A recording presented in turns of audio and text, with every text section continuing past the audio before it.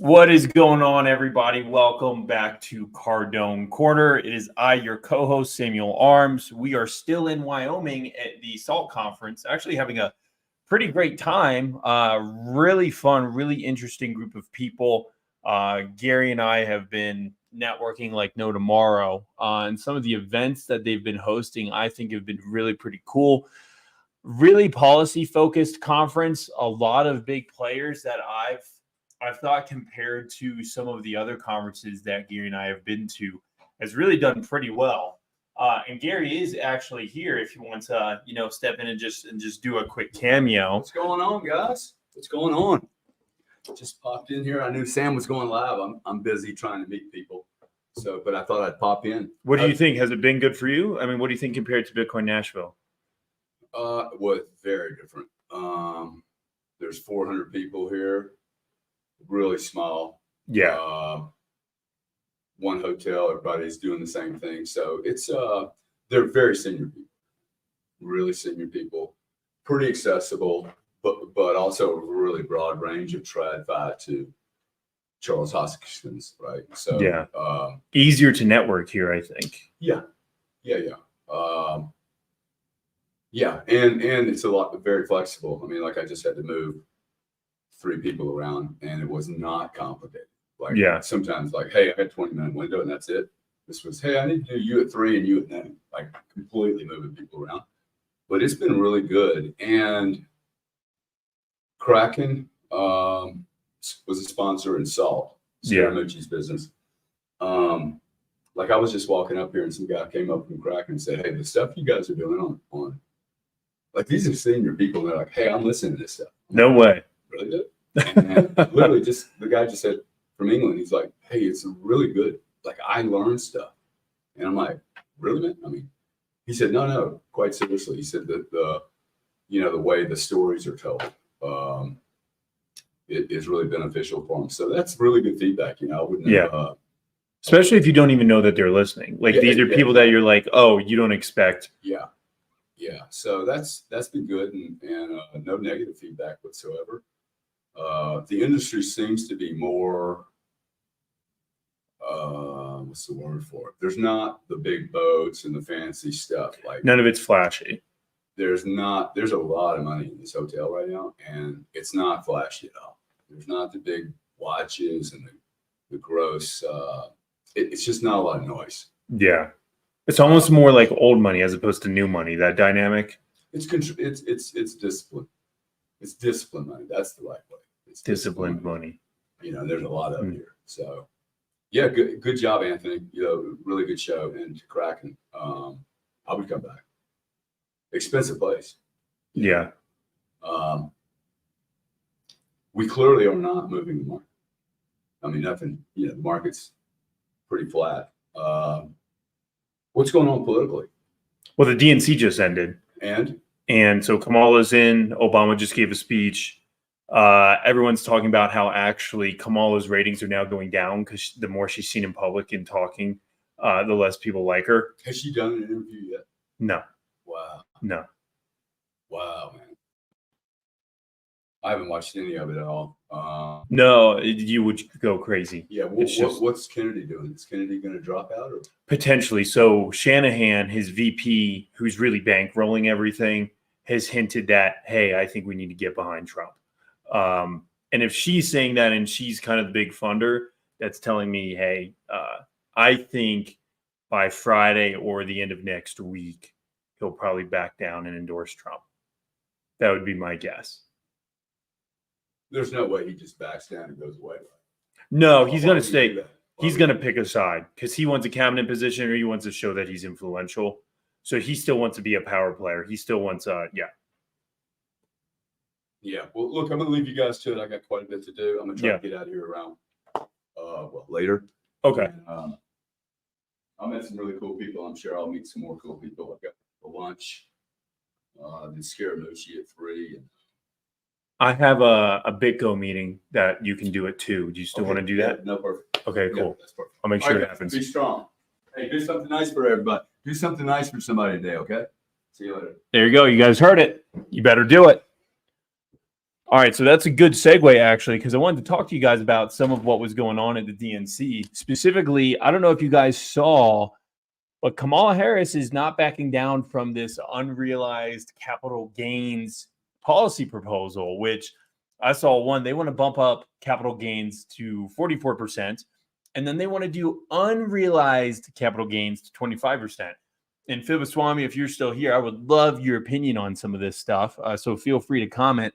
But for those who don't know, unrealized capital gains is paying taxes on money you have not earned yet. So really easy example that I just did a TikTok on this, and I'm actually, it's blown up on TikTok because people are so ticked off. If you buy a house for $100,000 and within a year it goes to $200,000, you have a gain of $100,000, but it's not realized yet because you haven't sold it, right? So traditionally, you would sell the house, your gain would be $100,000, and then you'd have to pay capital gains on that. But what if you don't sell it? So according to Kamala Harris, if you don't sell the house, you still have to pay 25% on your taxes that year. So if you have a house that goes from $100,000 to then $200,000, and your gain, your unrealized gain, is $100,000 because you haven't sold it, you're going to owe the federal government $25,000. So where do you even get that cash? Where do you even get that money? Because if your investments are doing well, but you haven't sold them, why is it assuming that you now have the cash flow to just pay those taxes? Like, isn't that crazy? And this translates into, I don't know, Bitcoin, finances in general. It doesn't go to just housing, right? Housing is just an easy to understand example. Now, you'll hear that, okay, well, they're only planning to do unrealized capital gains taxes on, high net worth individuals. First of all, that is never true. And still, who invests a majority in the market? If you're thinking about the stock market, the bond market, the housing market, it's high net worth individuals, right? So it's going to completely obliterate any form of investment in the economy. And I had the idea, which was kind of funny, though, is to be taxed on an unrealized capital gains, it implies that you own something. And maybe that's what they're banking on. The Kamala Harris might be banking on that we're going to rent everything and own nothing. And if that's her goal, then you guys shouldn't be worried about unrealized capital gains anymore, because who cares? You're never going to pay it. Your landlord's going to pay it. But if you were here when Chris Inks and I were talking yesterday, we were talking about how another Kamala proposal was caps on food prices, and how actually caps on food prices end up hurting the consumer, but they also hurt the middle income, small to medium sized business owners, because it's the big businesses that can afford these price caps. So anyone who's telling you, oh, I'm anti-corporation, but then they say in the same vein, I want rent controls, I want price controls. Price controls always help the biggest players, because the biggest players are the only ones who can eat the costs. Price controls can cause consolidation in markets. So anytime someone's saying, I'm for the little guy, I want price controls, what they're really saying is, hey, I have a good marketing ploy for the lower income class. I want to completely wipe out the middle class. And then all the higher income class people, well, they'll be fine because they have enough income to make it through these regulatory processes. This is exactly what happened with Dodd-Frank. Dodd-Frank murdered small to medium-sized banks. We had huge banking consolidation, of course, because of the financial crisis, and these big banks buying up all these smaller banks, which once again is the same principle, is the bigger guys can always afford to be alive in the crises because they're buying up everything. They have the money to do so. They have the quickest line to the government funds, which I think is unfair. So when you have someone like Kamala Harris then talking about taxing unrealized capital gains, and they're trying to say, oh, well, we're only going to focus on high net worth individuals. Do you really think that's how that's going to work? I guarantee you that it is not. I guarantee you that the high net worth individuals are going to be able to escape these unrealized gains and figure out different financial vehicles like they always do to get out of these taxes. And the people who can't do that, who are in the middle income range, who are still trying to build financial stability and wealth, they're going to be the ones who are caught with all those taxes. So yeah, hit the like button, guys. Groceries are not going up. The dollar's worth less, in my opinion. I actually think it's a little bit of both. I do think groceries are going up. If you look at some of the supply chain shock that continues to, I think, plague certain parts of the country and certain industries, inflation through the roof won't make unrealized gains be so bad after all. You know what's so funny is that might be something that they're also counting on. But think about this. Inflation could actually make unrealized gains even worse, because what if my investments just become more expensive or gain in cash because of inflation? So my dollar is actually losing purchasing power. My assets are inflating. So then I'm being taxed just because my assets are inflating. That actually seems like a double whammy, so that you're getting taxed on income that you're not allowed to have because you haven't, it's unrealized, you haven't sold it. And then inflation is taking your purchasing power away. So it actually seems like a double whammy. That actually seems worse. What's the TikTok account? My TikTok account is just Samuel Arms. So I don't know if you guys are watching this on Gary's account or my account, because we stream to both. But my TikTok account is just Samuel Arms. And Gary's TikTok account, if you don't follow Gary on TikTok, is also just Gary Cardone. Can she give us a credit if we have an unrealized loss? No, I doubt that's going to happen. I doubt that's going to happen at all. And that's the funny thing is, yeah, so if your house, once again, I keep going back to housing because it's just so easy to understand. If your housing goes from $100,000 to $50,000, you can't then claim a $50,000 loss. So that's the funny thing about unrealized capital gains is unrealized capital gains, if you make money, you have to pay for it. But if you lose money, you can't count that on your taxes.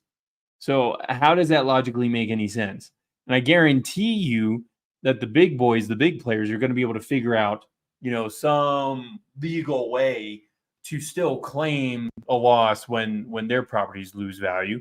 But for you, the individual, the person who's just trying to quote unquote scrape by, when I say scrape by, it always makes it sound like we're scrounging around for food. I know we're not, or hopefully you guys aren't. But seriously, like people think, for example, that $500,000 in income is a lot of money. In today's economy, I'm not entirely sure it is. And it also depends on what state you're in. If you're making like $250,000 a year and you live in California, you could barely afford to survive. That's how inflation works. That's how expensive things have gotten. Like, it sounds ridiculous.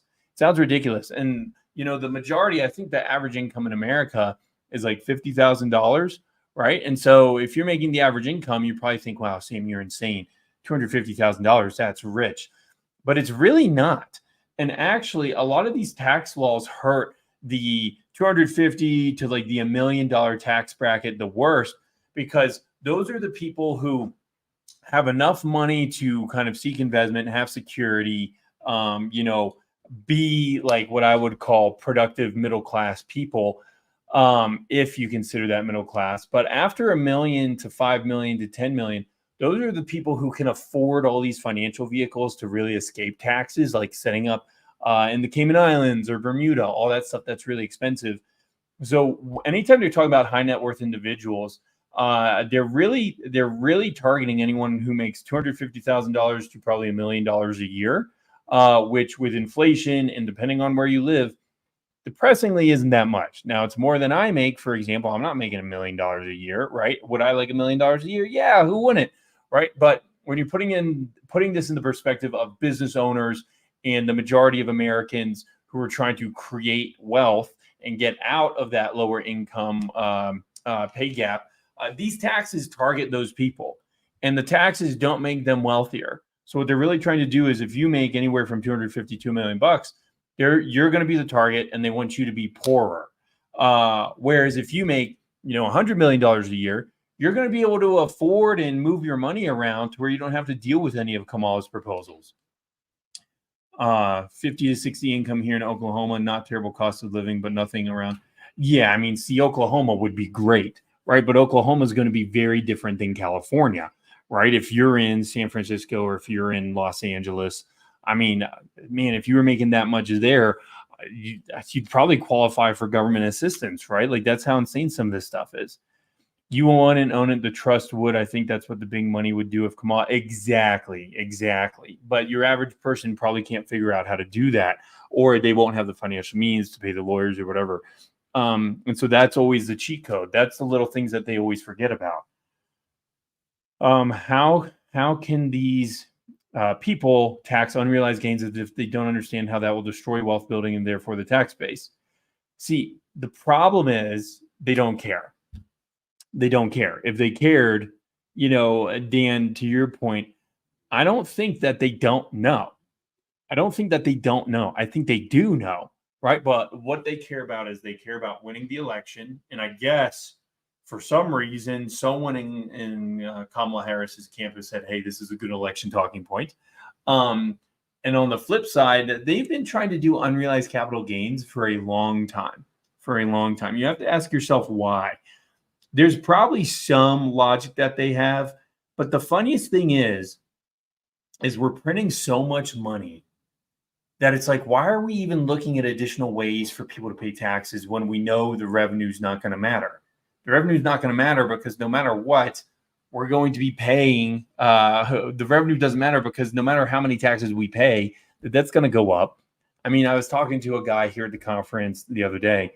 And he's like, probably by the end of 2030, we're going to be $50 trillion in debt. I was like, are you serious? That's really what you think? $50 trillion in debt? If we're $50 trillion in debt, do you really think we can make up for that via taxes? So the taxes that are being deployed on Americans really have nothing to do with the budget. And anytime they're talking about the budget, it has nothing to do with the budget. Even these unrealized capital gains have nothing to do with the budget. That has nothing to do with the wealthy. It has everything to do with making people poorer, in my opinion. We are assuming this would ever pass. Yeah, I mean, and Fibaswamy, you're right. And this is how the income tax started. The income tax has a very interesting history. But what's scary is there's always ways through the executive, as we've seen, to create tax policy without having to go through Congress. And I bet you they will find ways to create further taxes and tax policies. Listen, of course, they will try to pass this if the Democrats control the Senate, if they control all of Congress and the presidency. But if they don't, if this is in Kamala Harris's purview, she'll probably try using some federal agencies to find some way to go after the exact same thing, right? I would not be surprised at all. When you cheat, that's what it matters, what you say. Didn't England start doing that? I don't know if England started doing and taxing unrealized capital gains. It's actually a pretty good question. I don't know the answer to that question. I wouldn't be surprised because it seems like everything the English are doing is crazy. Norway tried it before and lost billions as people as people said, F this and left. Yeah. Currently it would take $94,000 for each man, woman, and child in America to pay off the national debt. Yeah. Each man, woman, and child. That includes children who are ages 1 to 18. It also includes old people above the ages from 70 to 90. So, you can come in. You're all good. Is that the lint roller? You are awesome. Thank you. Thank you so much. Sorry, one of my shirts was covered in lint. I was like, "Oh, do you guys have lint rollers?" So they just brought us a lint roller. I'm a big fanatic. I always iron my shirts, and then I always find a lint roller. Mike Mack, great takes, brother. They say that taxes work, but at 50 trillion, history combined couldn't pay that debt. You know what's funny, Mike Mack, too? Once again, why are we even talking about taxes? Like, when we're this much in debt, why are taxes part of the conversation? And I see people talk about, the taxes are only going to apply to these rich individuals. We've heard that for so many decades, and that's never been how it's played out. It's never been how it's played out. It has always ended up coming back to hurt the smaller guys, to hurt smaller businesses, and the big guys have never had to worry about it. You think Jeff Bezos is going to care about unrealized capital gains? Amazon, they already don't pay taxes, right? You think Bill Gates is going to care about unrealized capital gains? Guys, this is why it's so funny. Anytime someone like a Bill Gates will say, yeah, I should pay more taxes. They could pay more taxes if they wanted to. They purposefully don't pay more taxes. So what they're really saying is, oh, if we create more taxes, we as the elite like that because it creates a higher barrier to entry for our competition. The higher taxes are, you think, how do you build a competitor to an Amazon or a Bill Gates when you're paying more taxes than they are? Because they're never going to have to pay taxes, guys. So anytime someone's advocating for more taxes, they're advocating for more barriers to entry for the middle class to essentially get wealth or any wealth at all in this country. These politicians live in a giant bubble, and so they don't seem to have a true connection with reality. You know, I think some of them do have a connection with reality, but they just know what they're doing, which is even more terrible to say. I think a lot of them understand the havoc that this would cause, and they just don't care. Or it's because they're getting their big donors want them to fund some of this stuff. I think it's because, a lot of people like to say, oh, they're in a bubble. They don't really understand the real world. I think there's some truth in that, but I also think there's some truth in the fact that, hey, they actually do get it. Like Bill Gates gets it. Bill Gates, when he's saying, oh, I want to pay more taxes, he doesn't live in a bubble. He understands what he's saying, right? He understands that your average person is going, wow, Bill Gates is such a nice guy. He wants to pay more taxes. We should have more wealthy people like him. Whereas Bill Gates is like, you guys are idiots. Yeah, I would love for more arduous tax codes and regimes because it makes my moat safer, makes my moat bigger, right? They use the 3.3 tax code to their advantage. Correct. Our tax code, don't even get Swami, don't even get me started on the tax code. Don't even get me started on the tax code, because it's my belief that the tax code is essentially used as a law enforcement tool, because every one of us every day is breaking something in the tax code. It's impossible to follow, and that's on purpose, right? It's on purpose because if they ever want to go after you, there's going to be one or two tax laws that you broke, even if you did your absolute best, that they can then charge you for, and it's all pay for play. Right? Because at the end of the day, you break the tax code, they'll just fine you, and they'll find you $100,000. What is that to a big bank or Bill Gates? 100,000, whatever. Just get it off my plate. But to someone like you and I, it's like $100,000 break the tax code. I was doing my best. I already paid my accountant. It's all rigged the game, right? But I'm preaching to the choir. I know you guys know all of this, but I wanted to briefly touch on the DNC. The DNC, it's still ongoing, but it's finishing up. I believe it's tomorrow, Thursday, when Kamala Harris kind of officially wraps up and says, I am the nominee. We just saw Obama speaking yesterday, Michelle and Barack Obama, both roasting Donald Trump. What's interesting is the poly markets are showing that Trump is now back on the up and up. So I think Kamala's honeymoon period is actually ending. All the fake hype that they've tried to build off of her is not doing so well anymore. I was talking to a media guy here the other day at lunch, and we were talking about whether you can fake momentum or not. And he made a really good statement. He said, fake momentum is better than no momentum. And that is absolutely true. And so what we've seen the media do, and what we've seen all this fake hype around Kamala Harris, which I think has, created some sort of real momentum, but to that point, fake is better than zero, right? And I think that's been their goal the entire time. If JP Morgan got fined for rigging the silver markets like 100 million, yet made 10 billion doing it. Yeah, exactly.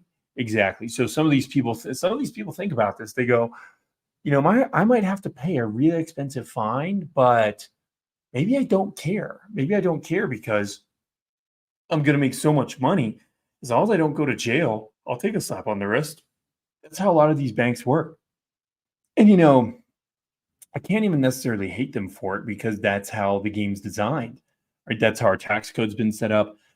That's the incentives that our government has built, right? So really, they're just quote unquote playing by the rules. But my favorite G.K. Chesterton quote is, in America, you can you get all the freedom that you can afford. And I do think that is absolutely true. Yeah, it's like a speeding ticket, right? It is. It's like a speeding ticket. And it really does. It just boggles my mind, and it will continue to boggle my mind every day. Every day. Not one went to jail either. Same in 2008. Correct. Because they don't have to. They don't have to. So what I would expect to see over the next couple of months is I think Kamala Harris is going to have to go out in public more.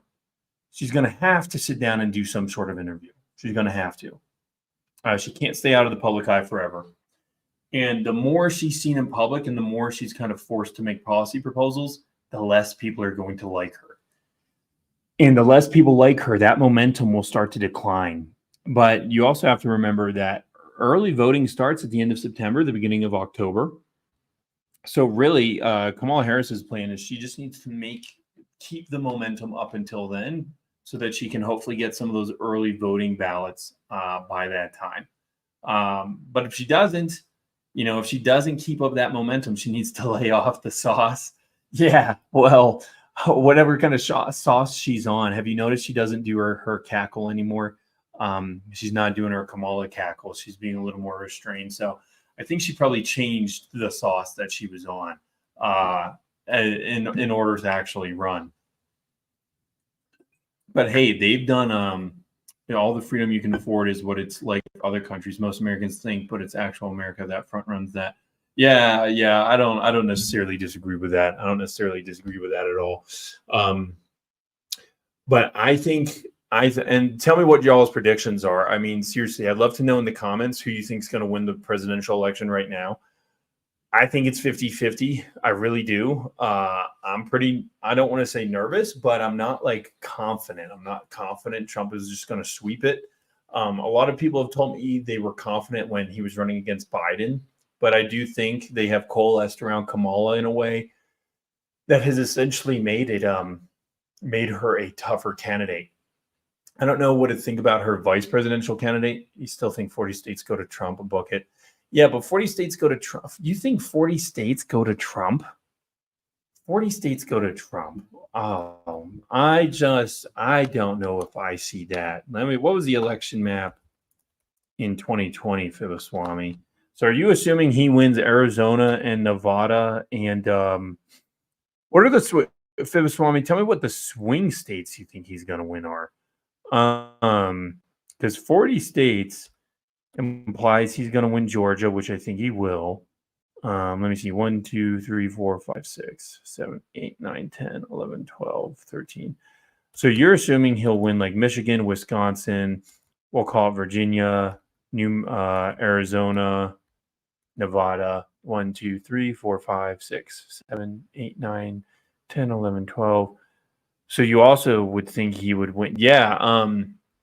Actually, I don't see that, Fibaswamy. I don't see that at all. 40 state sweep, unrealized capital gains loss. If so, it should be unrealized capital loss. Trump wins and RFK Jr. joins in with him. Trump will win. Ask anyone on the street. It's false news. Harris is leading. I want to agree with you guys. North Carolina, Arizona, Nevada, PA, and Michigan. Okay. But that's still, I don't think that's still 40 states. Or is that 40 states? Yeah, you might be right.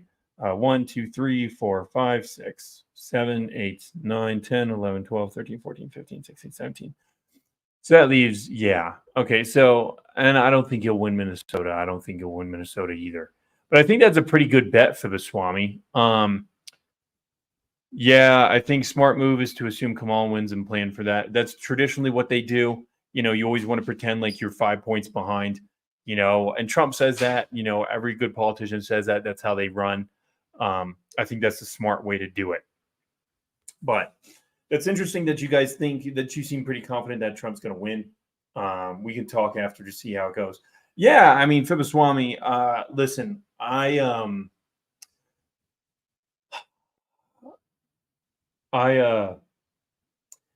my gut tells me in a free and fair election that Trump should do fine. I just don't know if we're going to have another outbreak of something, if things are going to get delayed, we're going to find extra ballots, how the mail-in ballots, ballot harvesting.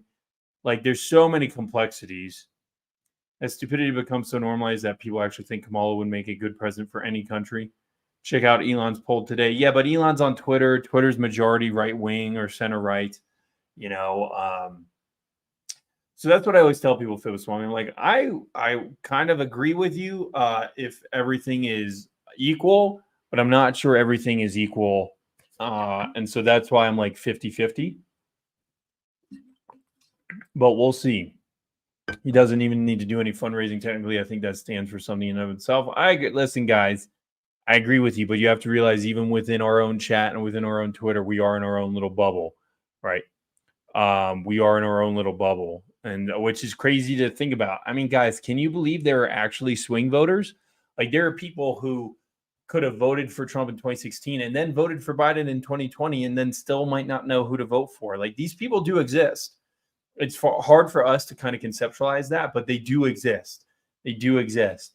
And there's enough of them out there to swing elections. So, yeah, I mean, yeah, I'm the political guy. So, of course, I'm going to be in politics. But, guys, I'm actually going to end the live here. I just wanted to do a short live, keep you guys updated. I know you want to see Gary. We have been running all over the place. We've been very busy. But we've had a very good time here in Wyoming. We've seriously enjoyed it.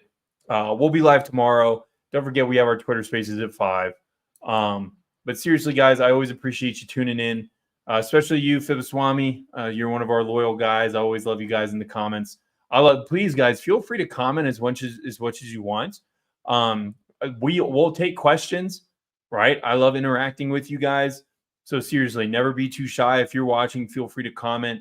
And if you have any question at all, even if it's unrelated to the topic, we're always welcome to answer those. So, guys, we'll talk later. We'll see you tomorrow. Thanks for hanging out with us today. And I'll tell Gary you all said hello.